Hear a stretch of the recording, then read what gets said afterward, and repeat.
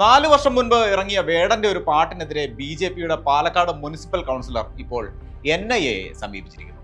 പാട്ടിലെ വാളെടുത്തവൻ ഊരു ചുറ്റുന്നവൻ തുടങ്ങിയ പ്രയോഗങ്ങൾ പ്രധാനമന്ത്രി നരേന്ദ്രമോദിയെ ഉദ്ദേശിച്ചാണെന്നും മോദി കപട ദേശീയവാദിയാണെന്ന് വേടൻ പാട്ടിലൂടെ പറയുകയാണെന്നും ആരോപിച്ചുകൊണ്ട് പ്രധാനമന്ത്രിയെ അധിക്ഷേപിച്ചുവെന്ന് കാട്ടിയാണ് പരാതി. ഈ പരാതിക്ക് തൊട്ടു മുൻപാണ് KP ശശികല വേടനെ അധിക്ഷേപിച്ചത്.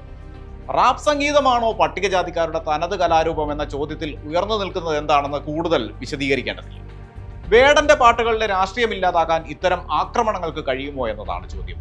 എതിർശബ്ദങ്ങൾ ഉയരുന്ന ഇടങ്ങൾ അടയ്ക്കാൻ ഏതറ്റം വരെയും പോവുകയെന്നതാണ് നയം. അതൊരു പ്രത്യേകതരം പ്രവർത്തനമാണ്.